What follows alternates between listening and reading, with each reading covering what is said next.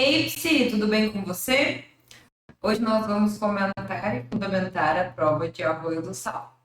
E já vou lhes adiantar que fazia muito tempo que eu não tinha tanto trabalho para encontrar as fontes que nem eu tive nessa prova e que não era uma prova tão algumas perguntas tão cabulosas como essa, tá? Claro, como toda prova da Fundatec, tem algumas questões ali mais básicas, tá? De código de ética, de documentos, mas essa deu uma puxadinha ali no tema psicologia social e também no outro que a gente já vai ver. Vamos lá, então. Começando, então, ela começou pegando leve, né? Começou com código de ética. Então, questão 31. Antes de mais nada, eu vou pedir para vocês fazerem assim. Eu vou ler primeiro a questão e alternativas. Aí eu vou pedir para vocês pausarem o vídeo e tentar responder. Por quê? Se eu já for explicando para vocês, vai parecer que era muito fácil a prova, quando na verdade, ao ler e tentar encontrar a resposta, vocês podem perceber que daí eu vou falar, né, qual que era certo. Se for a certa mesmo, ok, mas se for a errada, vocês conseguem analisar o porquê que estava errada e com isso acaba que vocês memorizam melhor. Né, que a gente precisa de outro tipo ali, você demanda do seu organismo outro tipo de resposta, quando você tenta de fato responder, que vai muito mais facilitado para o âmbito da memória e de você conseguir depois evocar essa informação, tá? Então a minha dica é, tenta responder, mesmo que você não sabe do assunto, nunca ouviu falar, os autores são autores que você não leu, mas tenta responder. Se fosse hoje a sua prova, a pergunta fosse essa: qual seria das alternativas o mais próximo, tá bom? Esse exercício é muito importante.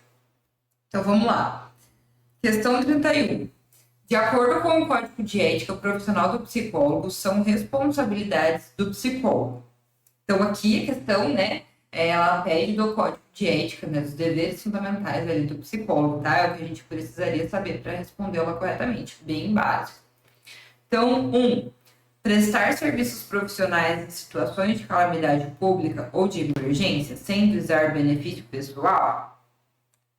2. Fornecer a quem de direito, na prestação de serviços psicológicos, informações concernentes ao trabalho a ser realizado e ao seu objetivo profissional.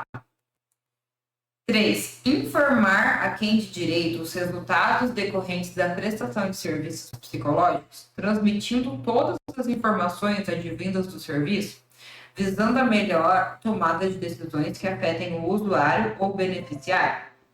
4. Levar ao conhecimento das instâncias competentes o exercício ilegal ou irregular da profissão, transgressões a princípios e diretrizes deste código ou da legislação profissional. Então, quais que estão corretas, né? Apenas a 1 e a 4, apenas a 2 e a 3, apenas a 1, a 2 e a 4, apenas a 2, a 3 e a 4, ou, né, 1, 2, 3, 4, que seria a mesma coisa do que todas corretas. Então, aqui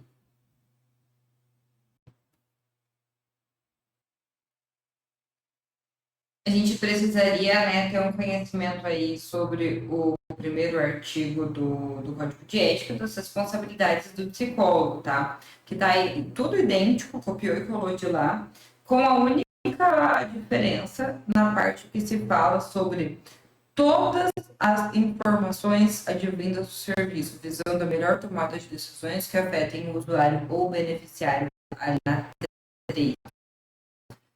Todas as informações, a gente desconfia.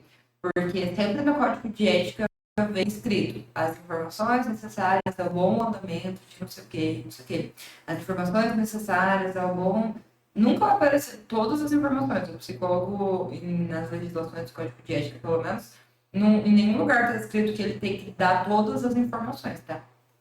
Então, a gente tem, né, lá no G do primeiro artigo do Código de Ética, que é informar a quem de direito os resultados decorrentes da prestação de serviços psicológicos, transmitindo somente o que for necessário para a tomada de decisões que afetem o usuário ou o beneficiário, tá? Portanto, a nossa única incorreta é a 3. Sendo assim, o nosso gabarito vai ficar 1, 2 e 1V. 1, 2 e 1V tem? Tem. C. Então, gabarito letra C. Partimos para a próxima, então. Questão 32.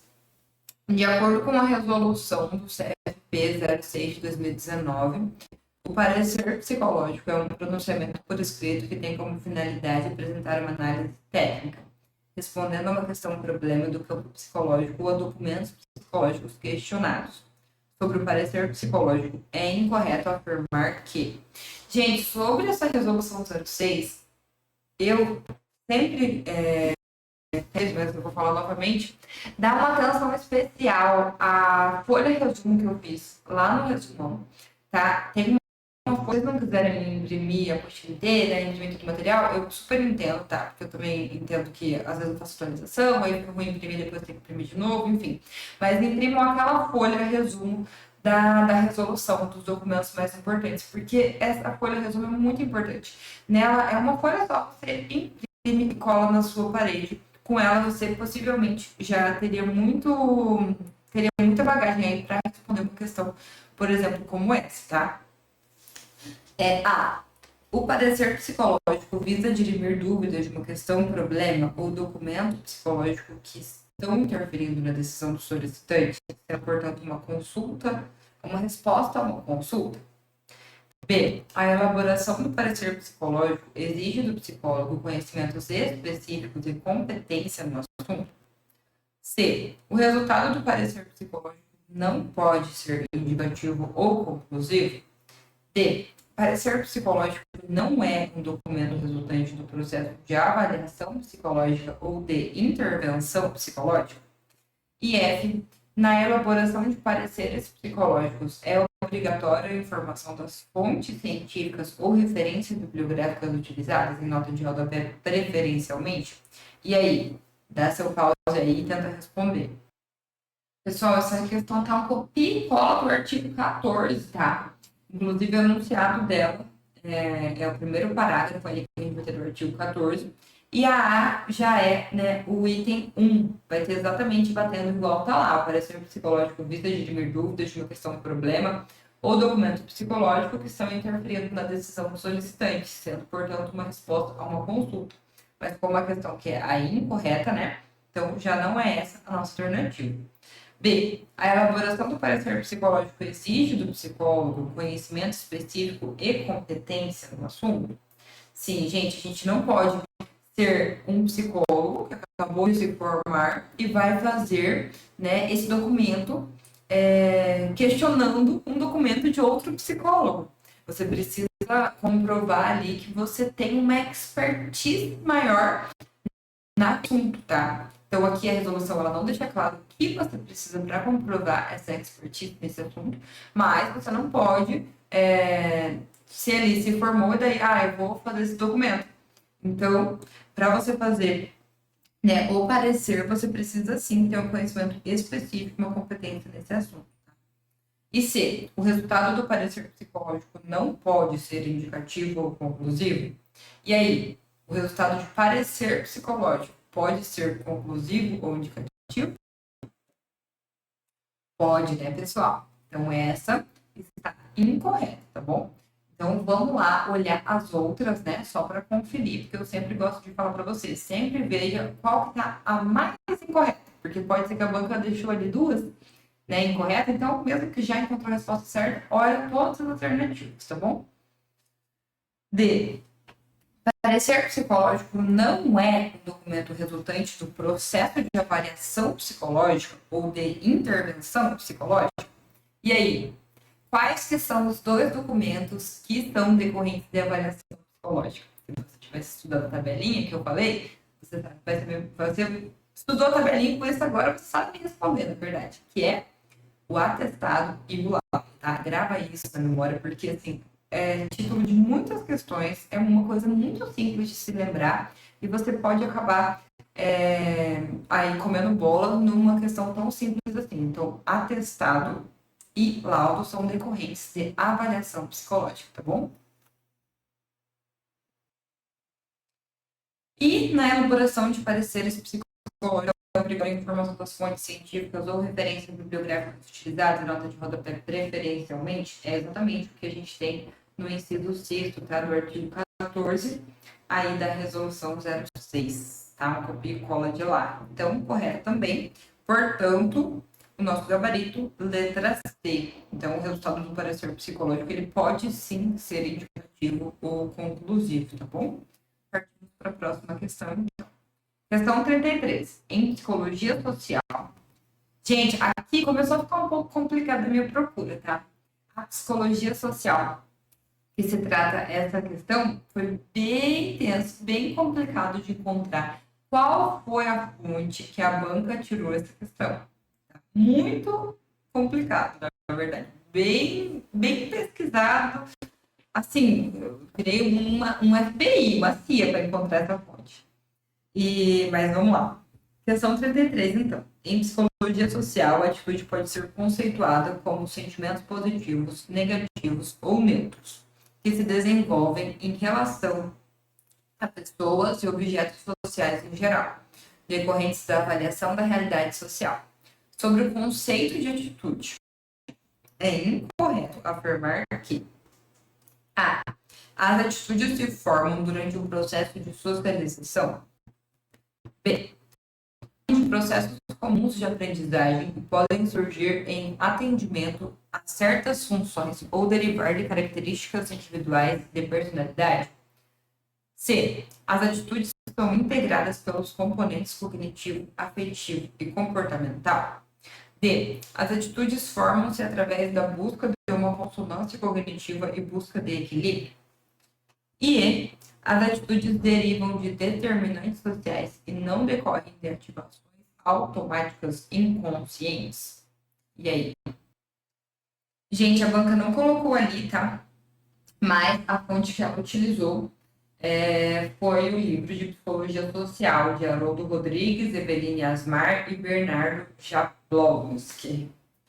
E esses autores, eles vão trazer, né, sobre atitudes, eles vão trazer que atitudes são sentimentos pró ou contra pessoas ou objetos com que entramos em contato, que as atitudes deles se formam sim, elas se formam sim durante o processo de socialização, tá? Então, com isso, a gente já sabe que a A está correta, portanto, não é alternativa. Eles vão trazer também que elas decorrem de processos comuns de aprendizagem, vou dar como exemplo até reforço e modelagem, podem surgir em atendimento a certas funções ou derivar de características individuais de personalidade. Então, a B também está um copia e cola do livro deles, tá? Ou de determinantes sociais, podem ainda decorrer de ativação automática não consciente. Então, ali, né, na I vai falar, as atitudes derivam de determinantes sociais e não decorrem de ativações automáticas inconscientes. Além disso, os autores vão colocar que as atitudes também podem formar-se em consequência de processos cognitivos, por exemplo, busca de equilíbrio, busca de consonância cognitiva, tá? E que, de acordo com o modelo tridimensional, os componentes cognitivo, afetivo e comportamental integram as atitudes sociais que se influenciam mutuamente em um estado de harmonia. Tá? Isso foram os que os autores trouxeram. Com isso, a gente já consegue aqui responder a nossa questão, tá? Que as atitudes, elas se formam, sim, durante o processo de socialização. Então, A está correta, portanto, não era alternativa. B, decorre dos processos comuns de aprendizagem que podem surgir em atendimento a certas funções ou derivar de certas características individuais de personalidade, sim.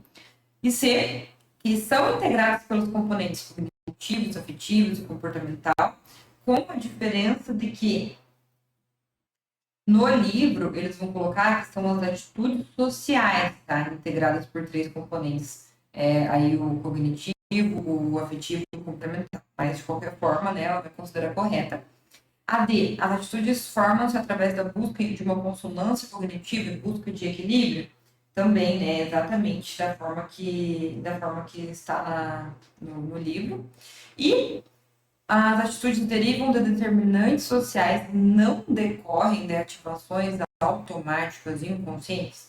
Aí a gente tem a nossa resposta, tá, pessoal? Porque a gente vai ter no livro que elas se formam em consequência de processos cognitivos, mas também a gente vai ter que os determinantes sociais podem decorrer de ativação automática não consciente. Podem sim decorrer de ativação automática não consciente. E aqui fala que não decorrem de ativações automáticas inconscientes.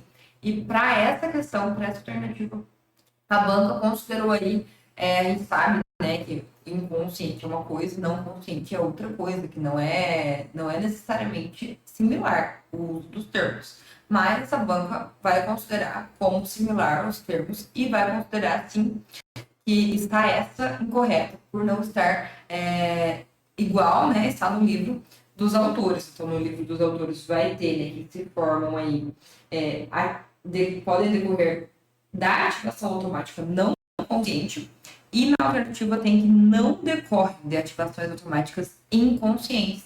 E a banca vai considerar aí a alternativa E, tá? Gabarito letra E, então. Partimos para 34, então. A cognição social pode ser compreendida como um estudo sobre a maneira que os indivíduos constroem suas percepções baseadas nas informações sociais próprias do ambiente. Relacione a coluna 1 a 2, associando os processos cognitivos decorrentes da interação social às suas características.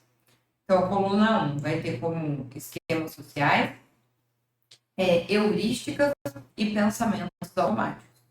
E na coluna 2, a gente vai ter estruturas mentais que possibilitam reunir em torno de certos temas aspectos da realidade social que influenciarão a maneira pela qual reagimos a estímulos sociais. Parte do comportamento social é guiado por um processo inconsciente no qual representações mentais são desencadeadas por fatores ambientais. Em decorrência do pouco aprofundamento do processo de avaliação das informações em foco, podem induzir a conclusões equivocadas, exercem influência na atenção e na maneira pela qual as informações são armazenadas e pela forma de evocação dessas informações na memória, e atalhos ou métodos rápidos de chegar a conclusões utilizados na tentativa de conhecer o ambiente social. Então, tenta responder aí e já volta aqui comigo. Gente, essa questão, eu já tive muito mais facilidade para encontrar a fonte de onde ela era. E por quê? Porque se tratava de psicologia social. E a banca, ela não é tão esforçada assim de buscar duas fontes diferentes para o mesmo tema. Então, se tratando aí, eu consegui identificar que era de psicologia social, já busquei no primeiro livro encontrado e, adivinha, tem no mesmo livro, exatamente, que a banca pegou uma pergunta de um capítulo, outra pergunta de outro capítulo, e vai colocar também o livro aí de Psicologia Social, de Rodrigues, tá bom? Então, sempre que você perceber, assim, por que eu acho que é importante esse mapeamento da banca, buscar essa fonte? Porque a gente vai percebendo que a gente vai mapeando e vai acabando esgotando aquele conteúdo. Porque o que adianta a gente pegar lá, a psicologia social, tá? Existe 1 milhão de livros de psicologia social. Existe muito artigo, muitos autores. Por isso que eu sempre procuro, né? Fico, às vezes, esses dias aí procurando, mas acho a fundamentação certinha da onde a banca tirou a questão para vocês. Por quê? Se ela tirou de lá a psicologia social, entende comigo que nada diz, ela não ensinou no papel, não está marcado no contrato que ela precisa tirar a próxima psicologia social de lá também. Mas é muito mais fácil para ela tirar de lá do que buscar uma outra fonte, não é? Foi isso que ela fez nessa prova, por exemplo.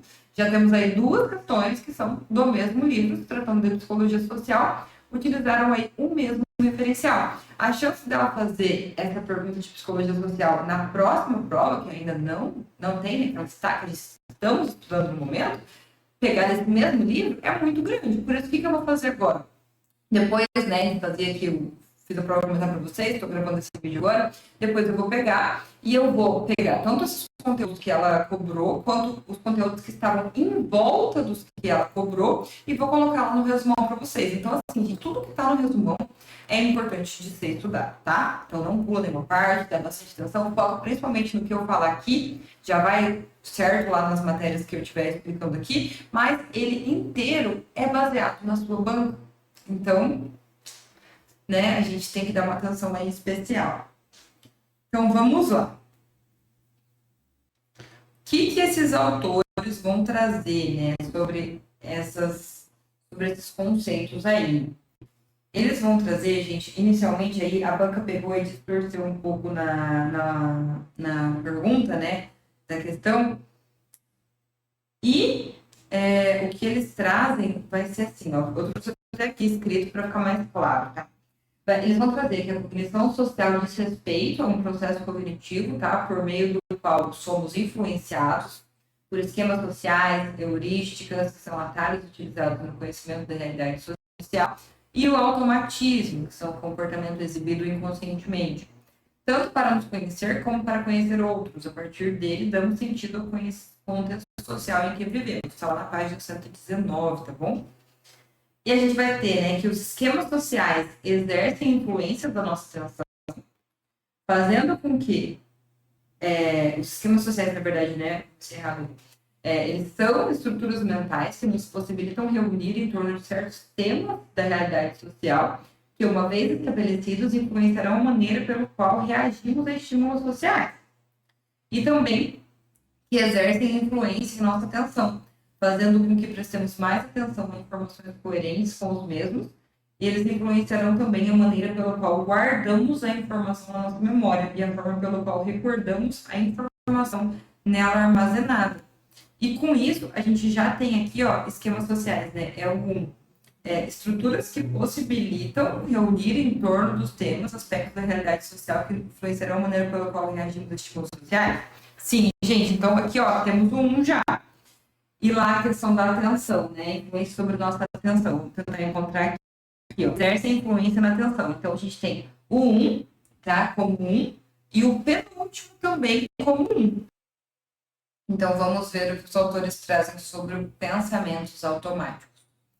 Né? Eles vão trazer que as pesquisas sobre pensamentos automáticos têm revelado que grande parte do nosso comportamento social é guiado por um pensamento automático não consciente, no qual representações mentais são desencadeadas por fatores ambientais, lá na página 133. Então, o pensamento automático, né, é o 3. E ali, ó, a gente tem, no segundo item da coluna 2, parte do comportamento social é guiado por um processo inconsciente, do qual representações mentais são desencadeadas por fatores ambientais, tá? Então, a gente tem aí 3 de pensamentos automáticos. Tá? E vamos ver, então, o que a gente tem sobre as heurísticas, né? É isso, pessoal. Ao tentarmos conhecer, então, o ambiente social, lançamos mão de atalhos, ou seja, métodos rápidos de chegar a conclusões. Tais métodos, chamados em psicologia social de heurísticas, nem sempre nos levam a conclusões corretas. Mas, né, para os autores ali, salientam que somos ávaros cognitivos, isto é, não gostamos de gastar muito esforço cognitivo na tentativa de entender o mundo social que nos rodeia.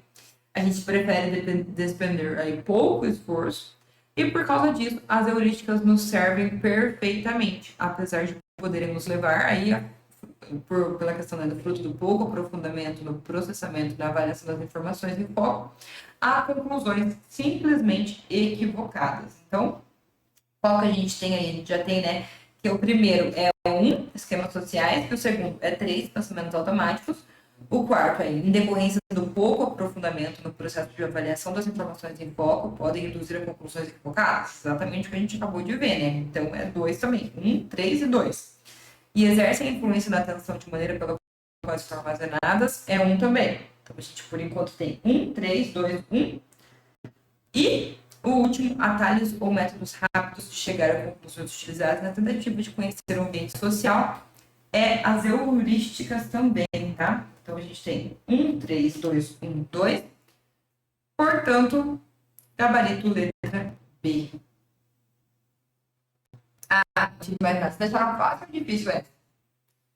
Eu achei bem difícil. Se você fez essa prova e acertou essa, considere aí já uma vantagem bem grande contra os seus concorrentes, tá?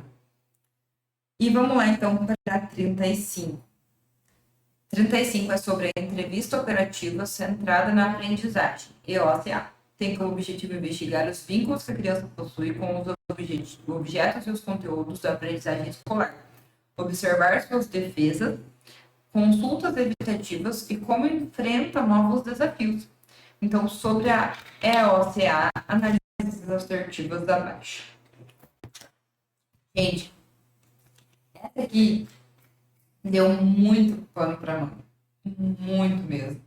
Ela foi uma questão bem difícil de achar. No começo eu estava por uma via, né? Depois eu já percebi que não ia encontrar por aquela via. E eu consegui identificar que se tratava aí de questões de psicopedagogia, tá? Então, procurando aí nos manuais de psicopedagogia, nos livros de psicopedagogia, até que eu encontrei bastante coisa, bastante artigo, bastante coisa com como se deve aplicar essas entrevistas. Encontrei algumas coisas falando sobre elas também, mas assim, nada muito seguro, nada muito.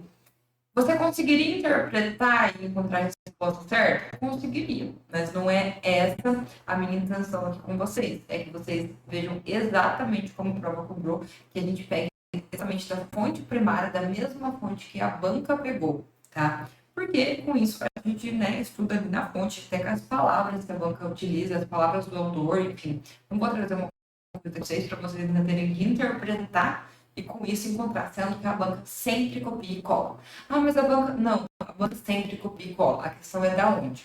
A banca não inventa a questão. A banca copia e cola de algum local. Em algum local, você pode não ter encontrado, porque tem questões que são difíceis de encontrar, mas em algum local vai ter exatamente como a Funda cobrou. Em qualquer questão dela, tá escrito em algum lugar, tá? Então vamos lá. Então, sobre, né, a EOCA, analisa assertiva abaixo. 1. Sua prática é baseada na psicologia social de Pichon-Rivière, nos postulados da psicanálise e no método clínico da Escola de Genebra. 2. É um instrumento complexo que possibilita uma riqueza de informações com o seu resultado. 3. O sistema de hipóteses a serem verificadas em outros momentos diagnósticos observa aspectos como a temática, a dinâmica e o produto. E 4. É uma entrevista que ocorre na primeira sessão realizada com uma criança. Quais estão corretas, então? A, apenas 1. B, apenas 2 e 4. C, apenas 1, 2, 3. D, apenas 1, 3 e 4. Ou E, apenas 1, 2, 3 e 4, que seria a mesma coisa de dizer todas corretas, não é? Então, dá um pause aí, tenta responder e já volta aqui comigo. Gente, então o autor, né, que fundou essa teoria é Jorge Visca, e é um autor da psicopedagogia, tá bom? Então, nos manuais de psicopedagogia foi que a gente encontrou a fonte dessa questão. Mais especificamente, foi no manual que ele no Manual Prático do Diagnóstico Psicopedagógico desse Maia Sampaio, 2009, tá? As questões para ser respondida essa questão, o fundamentação, né, também poderia ser encontrado no livro original de Visca, da Clínica Psicopedagógica, do Esquema Evolutivo da Aprendizagem, e do Bosta também, né, que é aí um artigo da entrevista operativa centrada na aprendizagem, um instrumento para avaliação psicopedagógica. Mas o referencial mais relevante dessa banca, porque depois a gente vai ver que vai ter outra pergunta que vai cair mesmo, é o Manual Prático do Diagnóstico Psicopedagógico, tá? De Simaia Sampaio, 2009. E lá ele vai trazer que a Jorge Visca, ele vai criar, né, ele que é o fundador aí da EOCA, e ele vai trazer como uma alternativa para ser a forma de uma primeira sessão diagnóstica, tá? Que ela é proposta aí por Visca para ser a primeira sessão diagnóstica. Antes mesmo da sessão com os pais, tá? Ele vai falar que essa primeira sessão diagnóstica tem que ser feita somente com a criança. E com isso a gente já tem aí que a alternativa 4, né, está correta. E também vai ter que a entrevista operativa centrada na aprendizagem vai ser um instrumento que auxilia no processo de avaliação psicopedagógica. Foi idealizada aí por Jorge Visca. Isso a nossa questão não pediu, mas é muito relevante de saber. Inspirado na psicologia social de Pichon-Rivière, ó, já marcamos ali, né? Na 1, até a parte do Pichon-Rivière. Vamos ver o restante. Nos postulados da psicanálise, ó, correto também. E no método clínico da Escola de Genebra. Então, a gente já tem que a 1 e a 4 estão corretas, tá bom? Daí vai trazer também, né, uma explicação rápida ali, né, sobre como que é esse teste, que é uma entrevista em que consiste em solicitar que o sujeito mostre ao entrevistador o que ele sabe fazer, né, o que lhe ensinaram a fazer, o que ele aprendeu a fazer. Isso é chamado de consigna. Cada indivíduo ele vai proceder aí de uma forma diferente, assim que for dado a consigna a ele. Ele vai ser um instrumento, então, de um fácil uso, tá? Que vai avaliar através de uma simples entrevista a aprendizagem. Não assim, uma simples entrevista, né? Vai ter aqui escrito, na verdade, que avalia através de uma entrevista a aprendizagem. Mas não é um instrumento complexo, certo? Então, a questão do 2 falava que é um instrumento complexo, que possibilita uma riqueza de informações com o seu resultado, está incorreto. Tanto é que até a gente vai ver que na outra alternativa fala, né, que algumas hipóteses que são levantadas ali nessa entrevista inicial, depois elas têm que ser aprofundadas, que tem que ser buscado aí se confirmar ou não. Então, né, não a 2 se encontra incorreta, tá? E 3, o sistema de hipóteses a serem verificadas em outros momentos, só que eu falei, né? Essa entrevista vai gerar um sistema de hipóteses aí.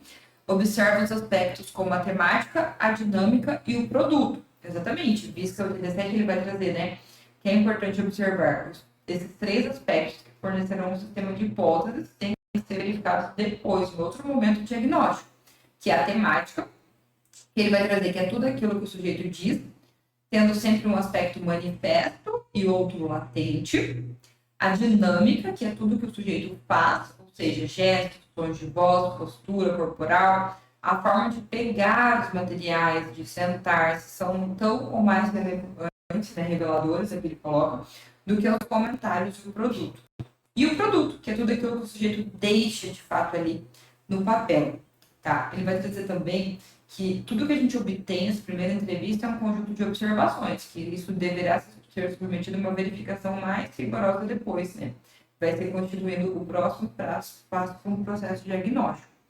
Então, com isso, a gente sabe que a única incorreta aí é a 2, tá? A única incorreta sendo a 2, a gente já tem a nosso gabarito, né? Letra D. Partimos, então, para a 36. E aí, acharam difícil ou fácil essa? Eu também achei bem difícil essa. Fugiu bastante, assim, do que, né, do mais comum, assim, que a gente, quando faz questões de psicologia, encontra. Então, essa aí também, né, deu uma diferenciada aí. Puxou uma psicopedagogia aí e foi fundo até. Vamos lá, então. De acordo, então, com o Jean Piaget, que é 36, né, a base do conhecimento é constituída por estruturas operacionais que perpassam pelos estágios de desenvolvimento, chamados sensório-motor, pré-operacional, operações concretas e operações formais. Sobre os estágios de desenvolvimento do conhecimento, segundo o Jean Piaget, é correto afirmar que a o estágio sensório-motor ocorre aproximadamente durante os primeiros 24 meses de vida. B. No estágio de operações formais, a criança constrói novas operações de lógica proposital, e não simplesmente as operações de classes, relações e números. C. No estágio de operações concretas, ocorre o início da linguagem, pensamento ou representação. D. As ações sensório-motoras são imediatamente transformadas em operações. E E. No estágio de operações formais, ocorrem as operações de classificação, ordenamento, construção da ideia de número, operações especiais, temporais e todas as operações fundamentais de lógica elementar. Gente, vamos analisar então uma por uma dessas alternativas. Então, A. O estágio sensório-motor ocorre aproximadamente durante os primeiros 24 meses de vida? Sim. B. No estágio de operações formais, a criança constrói novas operações de lógica proposicional e não simplesmente as operações de classes, relações e números? Sim. Opa! Como assim? A questão não está pedindo a incorreta, ela está pedindo a correta. Então, como que as duas primeiras estão corretas? Foi aí que começou a dar um bug na minha cabeça. Porque desde a época que eu estudei psicologia do desenvolvimento lá na faculdade, a gente aprendeu assim, que para decorar, né, as idades aí de Piaget, que seria do 0 a 2 anos, 2, 7, 7, 11, 12. Com isso, eu pensei, 2 anos equivale a 24 meses. Portanto, A é correta. E a B, não precisa nem falar que ela está redondinha com o que se trata sobre as operações formais. Aí, nisso, foi que eu pensei, mas então tem algum bug aqui, alguma coisa que tem acontecido. Então eu fui atrás, né, de saber da onde a banca tirou e eu descobri que a banca tirou de uma tradução de Piaget, que Piaget faz uma revisita aos seus próprios conceitos. E ele fala que ele gostaria de acrescentar algumas coisas, que ele gostaria de falar mais sobre algumas coisas. Então, ele acaba trazendo nessa tradução, né, nessa revisitação aos estágios, ele vai trazer uma lógica aí diferente, tá? E vamos ver agora do que se trata. Ele vai trazer, gente, que ele gostaria de rever os sites de desenvolvimento dessas estruturas, não em cada detalhe, mas simplesmente como uma rememoração. Daí ele vai trazer distinguiria, então, em 4 grandes estágios. O primeiro é o estágio sensório-motor, pré-verbal, durando aproximadamente os 18 primeiros meses. Então, aqui, nessa revisitação de Piaget, nessa tradução que eu encontrei, que foi difícil também para encontrar, foi a prova inteira, né? Na verdade, ela foi mais complicada do que as outras tinham sido. E então ele vai considerar os 18 primeiros meses, tá? Portanto, ele vai considerar como incorreta a A. Porém, se eu tivesse colocado a A, eu tentaria entrar com recurso, tá bom? Porque a gente tem em mais de um lugar, em mais de um livro, em mais de um artigo, que a questão do sensório motor, ele vai ser aí do nascimento aos 2 anos. 2 anos corresponderiam aos 24 primeiros meses de vida, né? Mas, enfim, como eu sempre falo, não vamos brigar com a banca, tá? A gente sempre vê o mais correto. Mesmo que pareça que tem duas corretas, ou se tiver duas incorretas, por exemplo, ver o que está mais distoante, se tiver duas corretas, o que está... Tenta sempre acertar. E não ser mais inteligente que a banca. Vamos sempre tentar garantir aquela questão. Que a gente acha que a banca vai considerar, caso tenha duas corretas ou caso tenha duas incorretas, tá? E a B, né, está claramente redondinha, correta. A alternativa C, no estágio das operações concretas, ocorre o início da linguagem, do pensamento e da representação? Não, né, gente? Isso vai ocorrer no estágio pré-operacional, vai ocorrer o início da linguagem, da função simbólica, do pensamento, da representação. Então, a C está incorreta. A D, as ações sensório-motoras são imediatamente transformadas em operações? Também, né, temos uma incorreta, porque elas não são imediatamente transformadas em operações. Na verdade, durante todo o segundo período de representações pré-operacionais, não há ainda operações, como definir esse termo há pouco nas palavras de Piaget. Especificamente, ainda não há conservação, que é o critério psicológico da presença das operações reversíveis. E o E, no estágio das operações formais, ocorrem as operações de classificação, ordenamento, né, construção de ideia, de número e tal. Não, gente, isso se trata das operações concretas, tá? É um estágio aí anterior ao que a alternativa colocou. Portanto, o nosso gabarito é a alternativa B, tá? B, não D. Vamos lá para 37, então. Aqui foi mais fácil de encontrar essa, porque, na verdade, ela estava no mesmo livro que a gente tinha encontrado lá no manual. Mas, lá no manual, antes de eu encontrar o manual, na verdade, eu encontrei a fonte de Visca e de Bossa. Aí, quando eu pesquisei essa, tudo fez sentido, tudo assim casou certinho. No mesmo manual tinha essa, e era capítulos do manual, né? A entrevista operativa centrada na aprendizagem e a questão das provas operatórias de Piaget, esse manual de psicopedagogia. E eu, inclusive, acho que eles vão cobrar outros capítulos também desse manual, agora nas próximas provas que saírem, tá? Então, vamos lá. Sobre as provas operatórias de Piaget. São instrumentos de avaliação intelectual e individual que permitem investigar se o sujeito já atingiu um estágio cognitivo no qual é capaz de realizar operações mentais.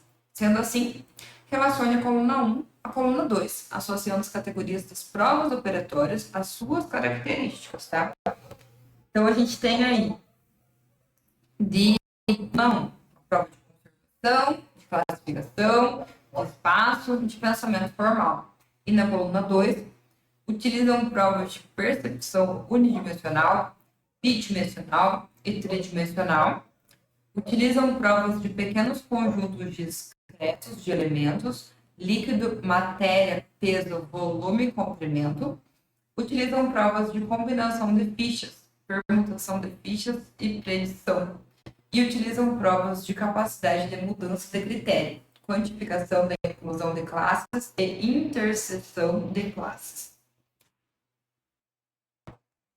Então, gente, o que Sampaio vai trazer, né? Como que ele vai classificar as provas operatórias aí de Piaget? Ele vai trazer que as provas de conservação são de pequenos conjuntos discretos de elementos, superfície, líquido, matéria, peso, volume e comprimento. Então, provas de conservação, né? É no item 2 da coluna 2, né? Então, vamos lá. Provas de classificação, né? Sampaio vai trazer que são mudança de critério, quantificação da inclusão de classes e intersecção de classes. Provas de classificação são 2, né? Capacidade de mudança de critério, quantificação de inclusão de classes e intersecção de classes. É lá o último, então. Então, até agora a gente tem não sabemos, não sabemos, 2. Aí, prova de seriação, ele não vai trazer nessa questão, tá? Mas é muito importante vocês saberem, porque, né, assim como ele trouxe esse, ele poderia ter trazido também de seriação, enfim, que é questão de seriação de palitos, tá? E ele vai trazer daí sobre as provas de espaço, né, que vai verificar o espaço unidimensional, espaço bidimensional e espaço tridimensional. É equivalente aí à primeira linha da coluna 2, tá? Espaço, então, que é o 3. Então, temos 3, 1. E de pensamento formal, que vai ser combinação de fichas, permutação de fichas e predição. Então, temos 3, 1, 4, 2, sendo o gabarito aí, a letra A, 3, 1, 4, 2. Gente, eu achei extremamente difícil essa questão, tá? Extremamente difícil. Se você acertou, você também tá muito à frente dos outros aí.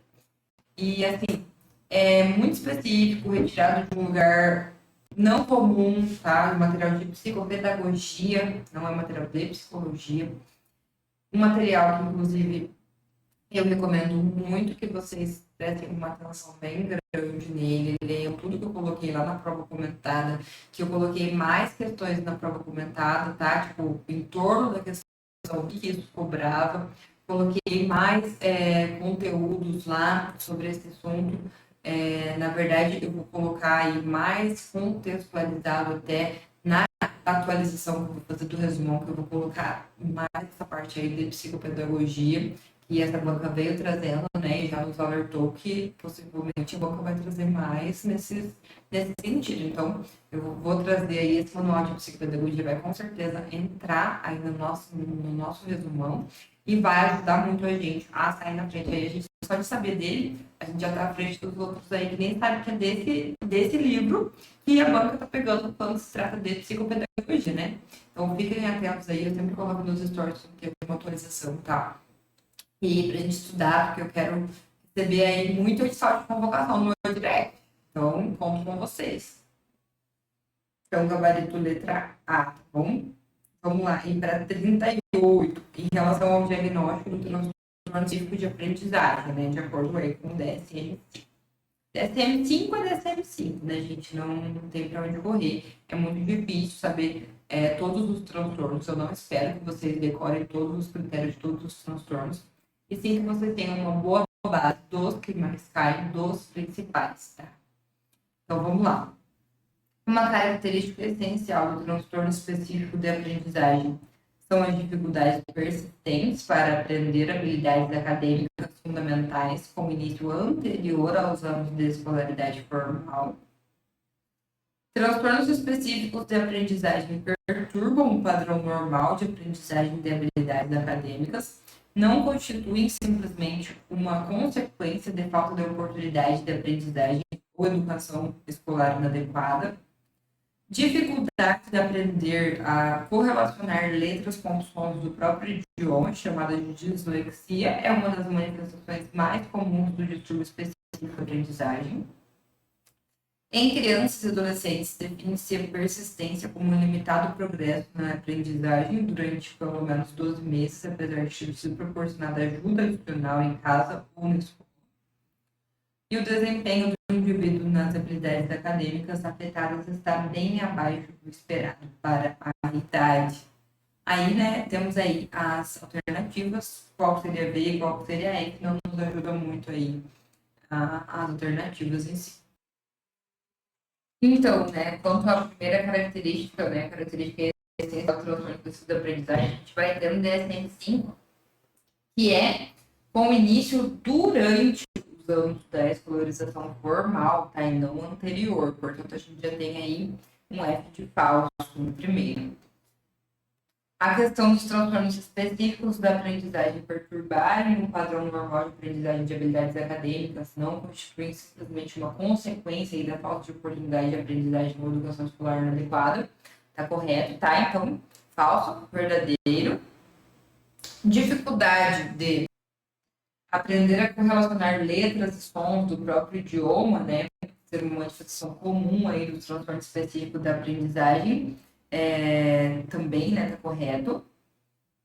E em crianças e adolescentes define-se persistência como um limitado progresso na aprendizagem durante pelo menos aí, tá incorreto, tá? Não é durante pelo menos 12 meses, e sim durante pelo menos 6 meses, apesar de ter sido proporcionada ajuda adicional em casa ou na escola. E a questão do desempenho, né, gente, do indivíduo nas habilidades acadêmicas, esperado, correto. Então, a gente tem aí falso, verdadeiro, verdadeiro, falso, verdadeiro, sendo a nossa alternativa. Tá passando? Sendo a nossa alternativa A, então. Então, vamos lá para 39. Os transtornos de ansiedade incluem transtornos que compartilham características de medo e ansiedade excessivos, perturbações comportamentais relacionadas. Antes de falar dos transtornos de ansiedade, é legal pontuar que os transtornos, né, aí que acabou de cair, né, os transtornos da aprendizagem, a banca tem o costume de cobrar eles tanto do DSM-5 quanto do CID também. Também já vi bastante questões de aprendizagem que a banca cobrou do CID. Então, a gente fica de olho aí quais são os transtornos que a banca mais cobra, porque é óbvio que o DSM inteiro, o CID inteiro, a gente não vai conseguir dar conta, né? Então, questão 39, os transtornos de ansiedade incluem transtornos que compartilham características de medo e ansiedade excessivos, perturbações comportamentais relacionadas. De acordo com o DSM-5, os transtornos de ansiedade diferem entre si nos tipos de objetos ou situações que induzem medo, ansiedade ou comportamento de esquiva e na ideação cognitiva associada. Sobre os tipos de transtornos de ansiedade. É incorreto, você está querendo saber o que é incorreto, tá? Afirmar que sobre quando a banca pede dos critérios aí de algum transtorno e ela pede qual que é o incorreto, eu sempre aconselho a você ver assim, se você não conhece aquele transtorno, não sabe os critérios daquele transtorno, mas a banca pediu o incorreto, pensa que é o mesmo transtorno, então precisa ter ali 4 alternativas que parecem, que se falam entre si, e a que destoar, possivelmente vai ser a sua alternativa. Então, é a forma melhor de você aí chutar, caso você não conheça a área do transtorno que a banca está pedindo, tá? Vamos lá, então. O indivíduo com transtorno de ansiedade de separação é apreensivo ou ansioso quanto à separação de figuras de apego até um ponto em que é impróprio para o nível de desenvolvimento? Sim, gente, está correto, né? O DSM-5 é exatamente assim. A gente encontra descrito lá. B. Os indivíduos com fobia específica são apreensivos, ansiosos ou se esquivam de objetos ou situações circunscritas? Uma ideação específica não está caracterizada nesse transtorno como está em outros transtornos de ansiedade? Sim, gente, exatamente. Também a gente encontra certinho lá no DSM-5, tá? E C. No transtorno do pânico, o indivíduo experimenta ataques de pânico inesperados, recorrentes e está persistentemente apreensivo e preocupado com a possibilidade de sofrer novos ataques de pânico ou alterações desadaptativas em seu comportamento devido aos ataques de pânico. Também está correto, tá bom? Segundo o DSM-5 aí. D. O motivo seletivo é caracterizado por fracasso consistente para falar em todas as situações sociais nas quais existe expectativa para que se fale. Fracasso para falar acarreta consequências significativas em contextos de conquistas acadêmicas ou profissionais ou interfere em outros aspectos da comunicação social normal? E aí, gente, no mutismo seletivo, a dificuldade aí tem que ser em todos os ambientes? Não, né? A gente já tem aqui a nossa alternativa, tá? Porque o mutismo seletivo ele é caracterizado pelo fracasso consistente em falar em situações sociais nas quais, né, existe expectativa para que se fale.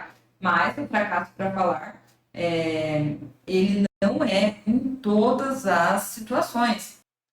Inclusive, o DSM vai trazer que mesmo que se fale, que o indivíduo fale ali em outras situações, tá? Então, ele é caracterizado pelo fracasso consistente em falar em algumas situações ali em que se existe expectativa para que se fale, na escola, por exemplo, mesmo que o indivíduo fale em outras situações. E ele acarreta, assim, né, consequências significativas em contexto de conquistas acadêmicas ou profissionais, interfere em outros aspectos da comunicação social normal, tá? E as características principais do transtorno de ansiedade generalizada são ansiedade, preocupação persistentes e excessivas acerca de vários domínios, incluindo desempenho no trabalho escolar, que o indivíduo encontra dificuldade ali em controlar. Também está correto. Então, a nossa alternativa é a alternativa D. E partimos, então, para a nossa última questão. Questão 40. De acordo com a resolução, né, 01 de 2018, que estabelece normas de atuação para as psicólogas e os psicólogos em relação às pessoas transexuais e travestis, analisa as assertivas abaixo, assinalando V se verdadeiras ou F se falsas. Tá? Então, a fundamentação para responder essa questão já está ali no enunciado, né, resolução 01 de 2018, que vai falar ali sobre as pessoas. Então, bora lá. As psicólogas e os psicólogos, em sua prática profissional, atuarão segundo os princípios éticos da profissão, contribuindo com seu conhecimento para uma reflexão voltada à construção da transfobia e do preconceito em relação às pessoas transexuais e travestis? Óbvio que não, né? Essa tá dada. O correto seria dizer que é uma reflexão voltada à eliminação da transfobia e do preconceito em relação às pessoas transexuais e travestis. O que pode acontecer é você cair um pouco desavisado aqui, porque como está copiado e colado exatamente como está lá na resolução, a única coisa que eles falam, duas palavras ali, você pensa, leu assim de uma forma geral, é isso aqui que está na resolução mesmo. Mas, na verdade, é nessa troca de palavras aqui que vai se transformar em incorreto, tá? Então, a gente já tem um falso, tá? O segundo, as psicólogas e os psicólogos, no exercício da sua prática profissional, não colaborarão com eventos ou serviços que contribuam para o desenvolvimento de culturas institucionais discriminatórias em relação à transexualidade e travestilidade. Na verdade, aqui a gente teve um erro, mas foi um erro de digitação, tá? A questão de instrucionais, na verdade é institucionais. Porém, vamos considerar verdadeiro e realmente foi um erro ali só de digitação. Então a gente vai colocar como verdadeiro também, né? Entender que é um erro de digitação, até banca ela mais atenção na próxima. E as psicólogas e os psicólogos, na sua prática profissional, reconhecerão e legitimarão a autodeterminação das pessoas transexuais em relação às suas identidades de gênero. Correto, gente, verdadeiro. E é verdade que os psicólogos e as psicólogas e os psicólogos, enfim, na sua prática profissional, propor, realizar, colaborar com uma perspectiva patologizante com eventos e serviços privativos, públicos, institucionais, comunitários ou promocionais que visem a terapia de conversão, reversão, readequação ou reorientação da identidade de gênero a pessoas transexuais e travestis? Sim, mesmo que aqui também teve esse erro de digitação, tá? Que seria institucionais, não institucionais, mas está verdadeiro.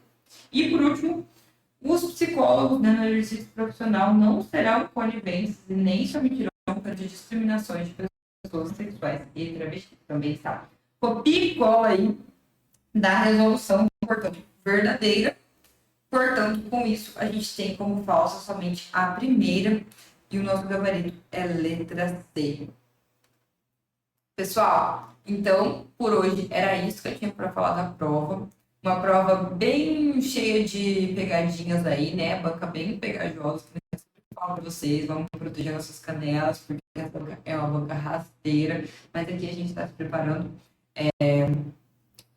pegando da fonte, da mesma fonte que ela bebe, a gente está bebendo também, e com certeza aí, mais preparados possíveis para enfrentar aí essa banca escorregadia, tá bom? Então, até a próxima prova comentada. Falem para mim o que vocês acharam dessa prova, se acharam realmente mais difícil que as outras ou não, né? Me deem feedback, eu sempre gosto de receber feedback de vocês, como que vocês estão achando das provas, dos vídeos, das provas comentadas, qual que é a próxima prova que vocês sugerem que eu venha trazer nesse formato, tá bom? Então, beijão e bons estudos para vocês.